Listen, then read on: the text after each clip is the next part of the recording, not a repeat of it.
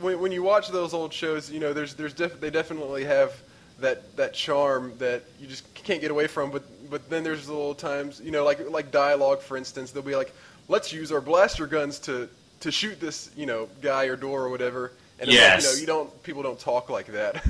Yes, exactly. So we tried to keep it in a more, tell it in a more modern sense. I think I've been telling people the biggest compass that we've been using to point our direction has been Raiders of the Lost Ark. That is, above all other films, that's the one that we're really drawing from. And I know you couldn't tell just to look at the two because they happen in, you know, far different time periods, different style, different genres and whatnot. But the way that they adapted the serialized storytelling was the biggest inspiration for us. I think we could easily say that there was a discussion about Raiders of the Lost Ark every single day during pre-production on through post-production. I know this question kind of looks way in the future, and you're probably not thinking about this too much right now. But if the Mercury Men is well received, do you guys have any plans to take it on to another, I guess, season, if that's what you would call it? Absolutely. I mean, it was, while we were going through the story, there was a million different elements that came up. You know, I just had this master giant notebook just chock full of different ideas and storylines, and so we really had to whittle that down to a few for this first volume of episodes. Because, you know, it would be too much to pack them all in. It would have just been very, very cluttered. And above all things, I like when a story is simply told well. And so that being said, we have all these other plans and these other ideas that we are dying to get out there. So that's what we're really hoping that this first volume of episodes does well enough to warrant continuing it on. So we already have an outline for Season 2 ready to go. We have a general idea for Season 3 ready to go, and all that. And a lot of those other story ideas, we've been using those to fuel our digital prop series, where we've been releasing some of that stuff to give a bit fuller of a story experience.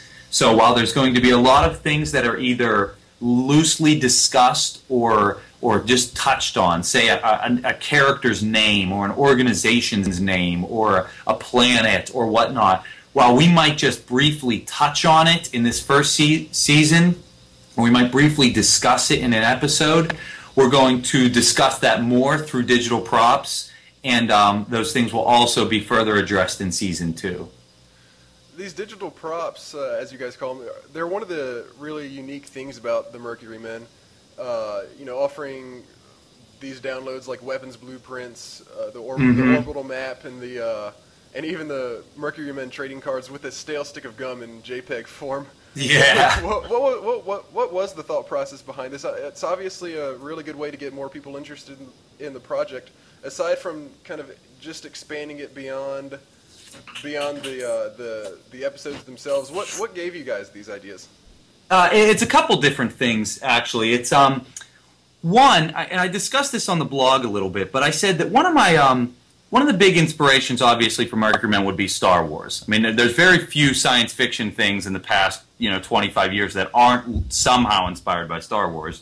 So count us among them. But we often discuss this period that took place in between Star Wars and the second film, Empire Strikes Back. And most people forget about this period of time, or a lot of people weren't alive for this period of time. And what it was like is Lucas raised a lot of questions. He discussed a lot of characters and ideas and worlds and whatnot. Obi-Wan Kenobi, when he was still Ben Kenobi, sits Luke down and talks about his father and the Clone Wars and this history of the Jedi Knights. You never see one of those things again the rest of the film.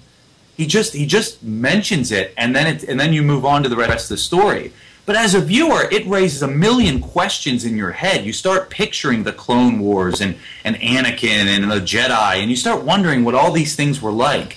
And as a viewer, it's very engaging because you start filling in the blanks yourself. It gets your imagination going yourself.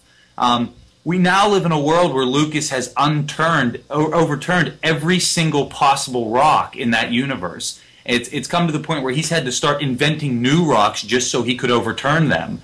And so all those mysteries have been explained away. And so what we were hoping to do with Mercury Men is we want to get back to a world like that, where we can create some characters and backstory ideas that, while we know where they come from and where they're going to lead, we want to intentionally leave a little mystery for viewers to kind of create their own and see, contribute their own ideas.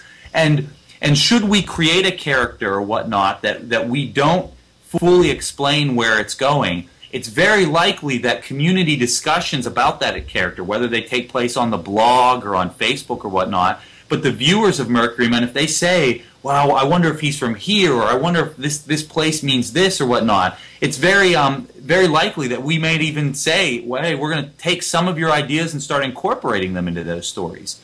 So the digital props is really born out of that idea, that you can look at some of these, that you could get some further ideas of other story elements from these items, be able to print them out. The second big thing where those digital props comes from is once again Raiders of the Lost Ark. You have and also I could probably count Last Crusade in this. When you have a scene where Indiana Jones is in the he's in the map room trying to find the Well of Souls, and he has the Staff of Ra, and he's waiting for the sun, and he's trying to find out which is the right place right spot to place the Staff of Ra, and he pulls out this little notebook, this little notebook with a rubber band around it, and starts just jotting down notes. And as a viewer, I can't tell you how badly I wanted to rip that notebook out of his hands and just start leafing through it. Here's an adventurer who must have countless maps and sketches and notes of his past adventures.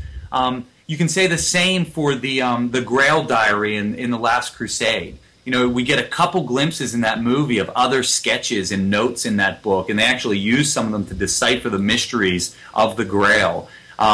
And so I love that idea of being able to actually take props and whatnot from the world and be able to just even print them out, either just look at them online or print them out and actually physically own them.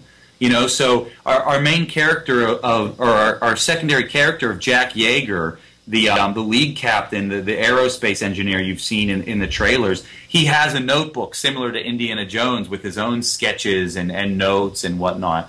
So we just wanted to provide viewers an opportunity to get that kind of sensation where they could, be incorporated a bit further into the story through these props. I printed off the gum and tried it, by the way. It tastes very authentic. Probably tasted just as stale as the original. Yeah, exactly. Another web series you've worked on in the past was Captain Blasto, which was a comedy. Should we expect some comedic elements in the Mercury Men? Absolutely, absolutely. I mean, it's less of a comedy than Captain Blasto, obviously. This is, we go more for mystery and intrigue in this one. But I'd be hard-pressed to say there won't be a comedic element in at least every episode. I would recommend our listeners to check Captain Blasto out, by the way. It's very funny. Oh, thank you. Final question. What's your favorite sci-fi series? Oh, my favorite sci-fi series. That's a good question, because I don't watch a great deal of science fiction on television. I'm more regulated to mostly film. But if I had to point to one sci-fi series that probably has had the biggest impact on me and biggest inspiration, I'm gonna go original series Jonny Quest cartoon, original 1960s Jonny Quest. Because it's all, it's got the James Bond elements, but there was also a heavy sci-fi series. All right, well, Chris, I'm really looking forward to the series. Anything else you'd like to say about it?